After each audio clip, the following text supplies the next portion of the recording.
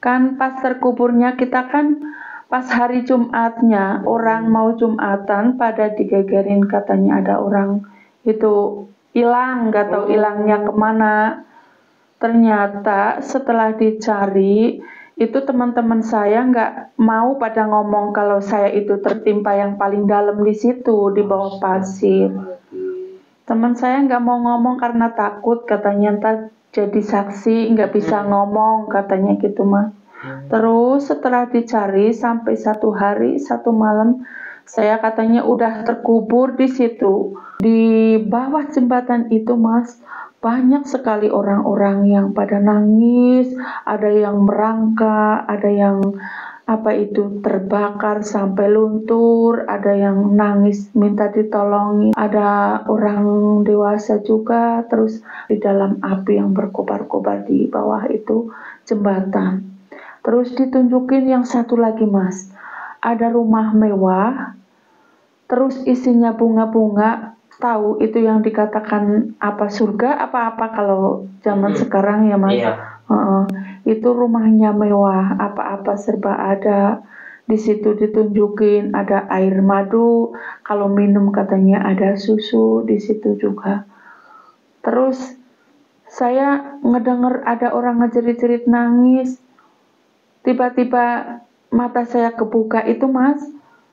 Ternyata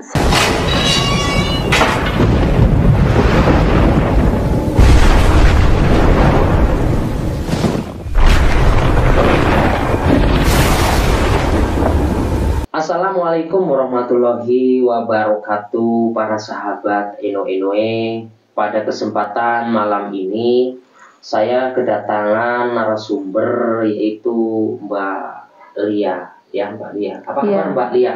Alhamdulillah kabarnya bagus. Alhamdulillahirobbilalamin. Nah di sini Mbak Lia itu memiliki kisah nyata yaitu pernah terkubur oleh pasir selama 1 hari 1 malam. Nah itu kejadian tahun berapa itu Mbak? Oh begini mas, jadi kejadiannya itu tahun 2002. Oh tahun 2002. Iya waktu saya masih sekolah. SD kelas 4 itu kejadiannya di situ mas. Nah jadi kejadiannya itu sebenarnya bagaimana Mbak? Kejadiannya itu begini, kan ceritanya kita kan lahir dari keluarga intinya susah lah ya mas, namanya kehidupan di desa itu kadang ada yang kaya bisa makan, bisa jajan mudah. Kalau saya mah lahir dari keluarga yang susah, saya pengen jajan harus kulis sendiri. Terus di situ ada orang bangun rumah. Zaman dulu kan belum ada motor apa mobil, namanya di kampung ya mas kan nggak ada apa-apa intinya lah, serba manual, apa-apa juga nggak ada lampu, nggak ada motor, nggak ada apa, intinya kalau yang punya motor juga orang yang tertentu lah, orang kaya bisa dibilang orang kaya gitu yang punya mobil apa motor. Itu juga masih 1 atau 2, belum banyak mas di situ. Terus kan ada pembangunan itu rumahnya Pak Saipul kan mau dibangun. Jadi kita ditawarin, yang namanya kita orang susah ya mas, buat beli jajan juga susah.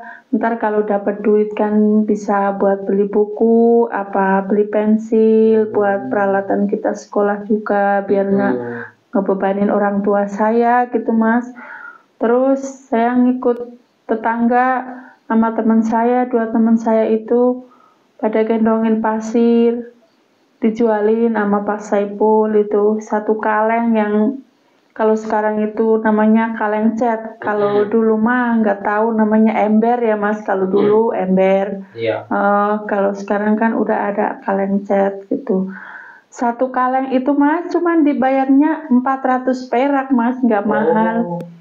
Tapi itu zaman dulu ya? Kalau zaman dulu kan namanya uang kan masih ada ajinya gitu, kalau orang kampung masih ada harganya kalau orang di kampung. Kalau satu ember itu dibayar 400 perak.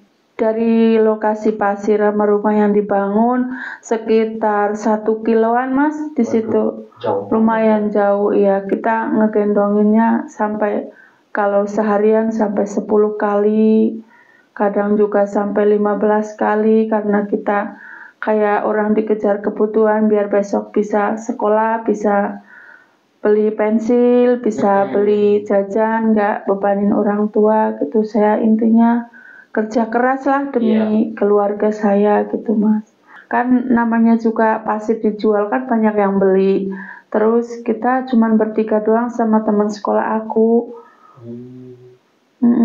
Jadi kalau orang yang lain pada beli di situ saya nggak kenal orang banyak. Ada yang laki, ada perempuan, ada ibu-ibu di situ banyak. Tapi kalau yang saya kenal itu orang teman sekolah saya cuman 2 orang, 3 sama saya.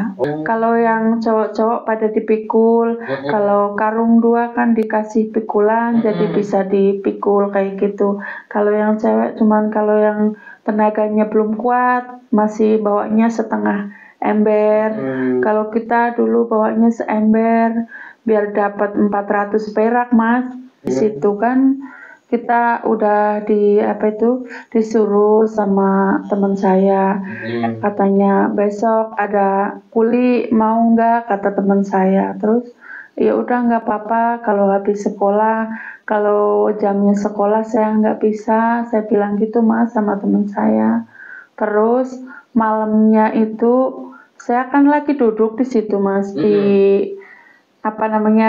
kursi apa risban kalau zaman dulu ya, kalau zaman perkampungan itu, sama adik saya, sama orang tua saya, sama ibu saya di situ pada ngumpul. Zaman dulu kan adanya lampu gambar ceplik lah ya Mas, nggak ada lampu PLN apa surya itu kan nggak ada. Terus itu lampunya itu sempat kayak diombang-ambing kena angin, tapi lampunya nggak mati gitu Mas. Saya sempat ketakutan, saya ngumpul sama ibu saya sama orang tua saya di situ, bapak saya, adik-adik saya ketakutan di situ. Itu saya merasa kok ada hal aneh, biasanya nggak ada kayak ginian, semacam mistis, apa hantu, apa memedi. Saya takut di situ Mas. Terus malamnya jam 12 malam kalau nggak salah, tiba-tiba mata saya mau tidur, nggak ngantuk. Terus kayak ada semacam bisikan, kayak bisikan goib apa-apa itu Mas. Saya nggak itu tahu ya. Katanya saya disuruh keluar dari rumah. Terus saya nggak berani keluar itu Mas. Lah udah saya mau mencemin mata, mau tidur, tiba-tiba di belakang rumah itu kayak ngubengin rumah Mas, itu di situ kayak ada suara orang dorong gerobak, terus ada semacam orang geret-geret kayak bambu itu, gemelata kayak orang lagi main apa itu, gambang apa-apa itu saya nggak tahu. Tapi tetangga saya katanya yang dengar cuma satu rumah doang yang sebelah, kalau yang lain-lain mah nggak dengar di situ. Yang dengar katanya cuma tetangga sebelah doang di situ. Saya langsung pada ketakutan di situ, kok tiba-tiba ada suara hantu apa memedi ini. Nggak tahu-taunya kok malam kayak angker banget, kayak ada hal mistis gitu. Saya ketakutan, pada adik-adik saya pada ngumpul di situ, nggak mau tidur sendiri-sendiri. Pada ngumpul jadi satu di situ karena ketakutan Mas. Kan pas terkuburnya kita kan pas hari Jumatnya, orang mau Jumatan pada digegerin katanya ada orang itu hilang, nggak tahu hilangnya kemana. Ternyata setelah dicari itu teman-teman saya nggak mau pada ngomong kalau saya itu tertimpa yang paling dalam di situ di bawah pasir. Teman saya nggak mau ngomong karena takut, katanya ntar jadi saksi nggak bisa ngomong katanya gitu Mas.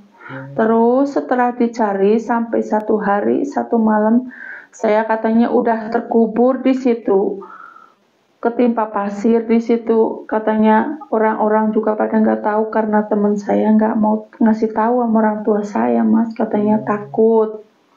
Awalnya itu begini, itu kan tanah kan banyak yang membutuhkan. Iya. Kalau yang menggalinya paling dalam itu kan tanah udah kayak goa, Mas. Oh. Udah payung, semacam payung kayak Iya, gitu. betul. Dalam tapi payung, kayak payung. Lah terus kalau kita kan masih anak-anak nggak tahu itu bahaya apa itu ntar ambruk ke kita kan enggak, yang penting masuk terus apa itu ngegali yang di situ kan adem bawaannya itu, Mas. Iya, Kan benar. semacam mayung kayak gitu kan adem. Terus udah kita gerak-geruk itu digali tanahnya. Terus kayak ada orang bisikan suruh awas gitu. Saya nggak ngedengerin, kok ada suara nggak ada orangnya. Tiba-tiba ada kayak goncangan rek kayak gitu. Saya mau ngundurin diri, badan saya berat, Mas. Di situ kayak ada yang narik dari ini samping. Kayak ada orang yang narik gitu. Berat saya mau ngundurin badan saya. Terus saya waktu ketimpa itu masih kerasa, Mas, di situ. Saya sempat ngejerit-jerit, nangis di situ, manggil suara ibu, manggil suara bapak saya, nggak ada yang nolongin. Berarti sampai itu masih sadar selama berada di urugan pasir itu, Mbak? Kalau waktu pas break itu saya masih sadar, Mas. Saya bahkan sampai tutupan begini, Mas, tutupan begini.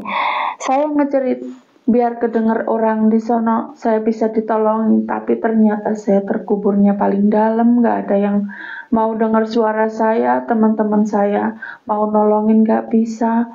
Terus tahu-tahu itu katanya saya dicarinya sampai sehari semalam baru ketemu. Orangnya kan pada sibuk sendiri. Kalau yang dapat digendong udah keluar dari lokasi, udah dapat lagi, dibawa lagi kan nggak perhatikan yang lain-lain, enggak. Yang penting udah dapat lokasinya, udah dapat pasirnya, ntar dikarukin dibawa, udah saling sibuk sendiri, nggak ada yang ingetin apa-apa di situ, Mas. Oh, berarti intinya siapapun yang udah mengambil pasir tersebut udah penuh, misalnya seember gitu ya, sekuatnya gitu ya, udah dikira mampu di badan, berarti langsung dibawa kayak gitu ya, tidak melihatin kanan kiri itu teman kita atau siapa gitu, enggak ya? Enggak. Kan orangnya beda-beda desa, Mas, enggak satu desa. Berarti beda-beda desa semua? Iya, yang cuman kita bertiga doang yang satu kenal desa. Akrab, intinya lah berangkat bareng, pulang bareng gitu. Cuman kita teman sekolah aja yang hidup dari keluarga susah, jadi masih kecil udah berani kerja keras gitu. Cuman kita bertiga. Tapi itu temannya yang tertanam dua-duanya itu batas berapa meter, Mbak? Yang satu kalau si artis segini, Mas, satu leher, jadi cuman kelihatan kepalanya doang. Kalau yang satu si waria itu sampai gini doang, sampai lutut, nggak nyampe ke badan, nggak lutut. Tapi katanya itu lututnya mau digerakin, ditarik, kayak ada yang narik dari dalam. Kok bisa begitu ya? Apa jangan-jangan itu lokasi angker, Mbak? Katanya sih angker, Mas, di situ. Kan sebelahnya ada kuburannya juga, terus sebelahnya lagi ada kali yang katanya angker di situ. Nah, selama sampean terkubur di dalam pasir, apa yang Mbak Lia rasakan di situ, Mbak? Saya sih dulunya nggak ngerasain apa-apa, cuman saya pas itu waktu baru ketimpa, saya ngejerit-jerit manggil orang tua saya. Tiba-tiba saya itu kayak orang bermimpi tidur, tapi di balik mimpi saya itu kayak ada yang nunjukin kalau orang-orang bilang katanya ada surga, ada neraka ya, Mas, di situ. Terus katanya ini ntar jalan yang ke sini yang penuh dengan api. Mungkin kalau saya tahu itu neraka ya, Mas. Iya, itu katanya ada jembatan, tapi jembatannya kecil. Kalau yang disebut sekarang katanya jembatan apa, Mas, itu? Siratal Mustaqim ya, Mas? Iya, katanya. Ya kalau dulu ngerti kayak gitu ya, jembatan Siratal Mustaqim. Iya, jembatannya itu penuh dengan api. Terus Di bawah jembatan itu Mas, banyak sekali orang-orang yang pada nangis, ada yang merangkak, ada yang terbakar sampai luntur, ada yang nangis minta ditolongin, ada orang dewasa juga di dalam api yang berkobar-kobar di bawah itu jembatan. Terus ditunjukin yang satu lagi Mas, ada rumah mewah, terus isinya bunga-bunga. Tahu itu yang dikatakan surga apa kalau zaman sekarang ya Mas. Itu rumahnya mewah, apa-apa serba ada. Di situ ditunjukin ada air madu, kalau minum katanya ada susu di situ juga. Terus saya ngedenger ada orang ngejerit-jerit nangis. Tiba-tiba mata saya kebuka itu Mas. Ternyata saya udah di dalam rumah, orang tua saya lagi pada ngejerit-jerit nangisin saya katanya. Kalau dikatakan sekarang mah katanya orang mati suri ya Mas. Benar. Mati suri. Orang satu hari satu malam gitu. Udah ditunjukin ini, ntar jalannya ke sini gitu. Saya masih ingat. Itu di situ mau buka mata susah karena mata saya penuh dengan tanah. Terus telinga saya juga ngedengernya orang pada nangis. Ternyata yang nangis itu orang tua saya. Saya udah digali dibawa ke rumah. Selama 1 hari 1 malam orang tua saya pada nangis. Katanya itu sudah hantu apa memedi itu sudah pada berkeliling di belakang rumah itu kayak orang menghantui kita, kayak orang semacam udah mati gitu Mas. Oh, berarti kayak udah ada yang udah meninggal gitu ya. Ada hantunya gitu ya. Iya. Lah itu sewaktu sampean berada di kuburan pasir itu, terus siapa yang ngasih tahu ke warga sekitarnya bisa sampean ketemu kayak gitu? Itu yang punya ladang di situ kan ada kandang sapi. Terus itu nggak tahu kalau tanah yang di bawah itu ada yang longsor. Kata Pak Dul itu yang punya ladang itu Pak Dul, katanya kok tiba-tiba tanah saya ini longsor, tapi ada tumpukan karung sama itu pikulan yang bekas itu lah, sebelahnya lagi ada ember, terus ada semacam sandal punya saya kan emang di situ naruh sandal sama ember yang buat gendong itu Mas, di situ kan nggak ikut ketimpa.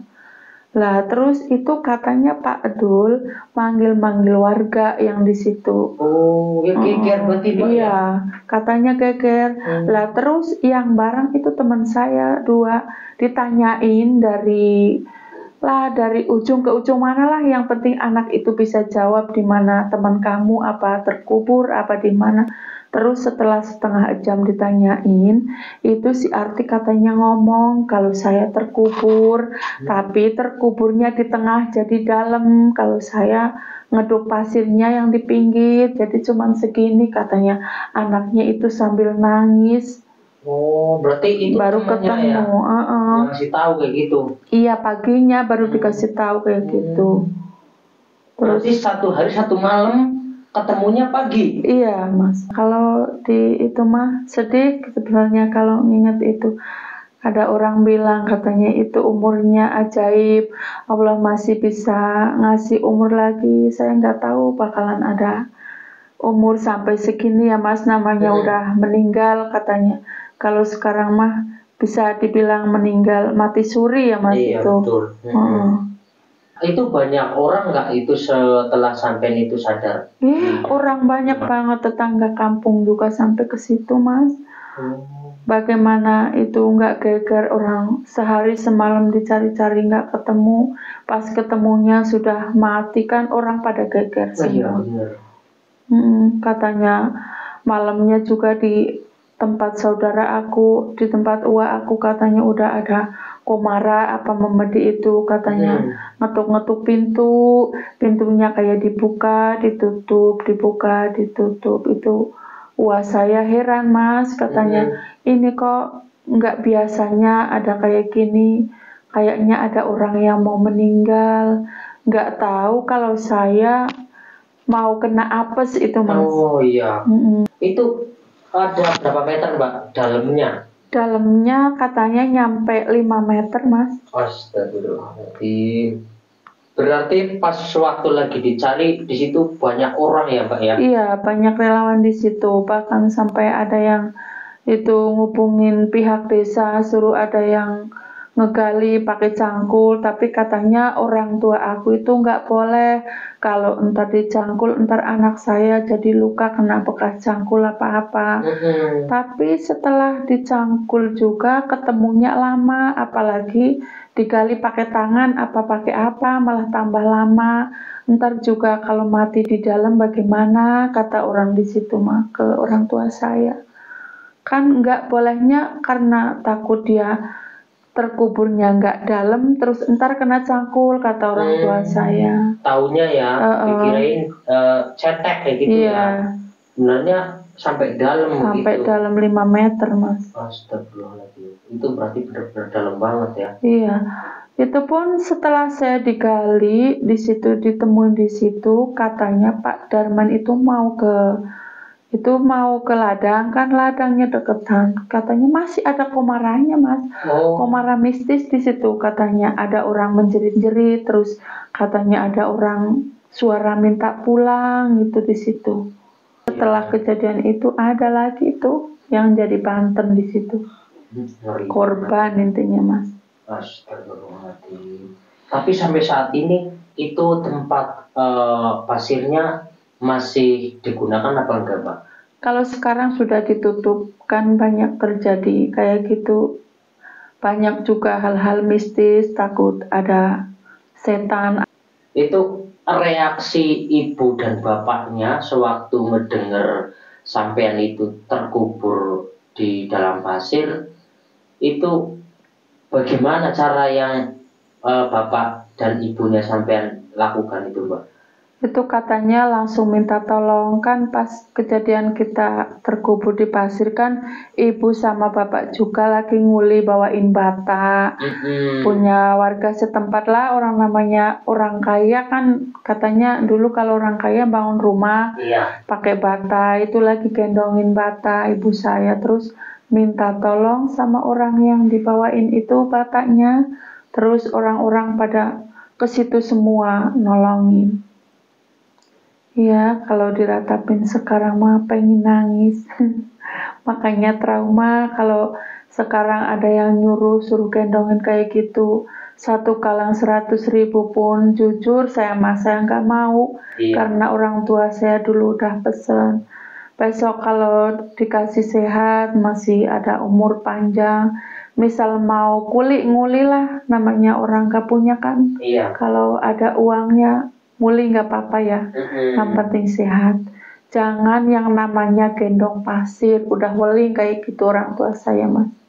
Jadi kita biarpun pasir mahal, satu kaleng dulu 400 perak, kalau sekarang misal ada harga 100.000 ya Mas, saya udah nggak dibolehin sama orang tua saya.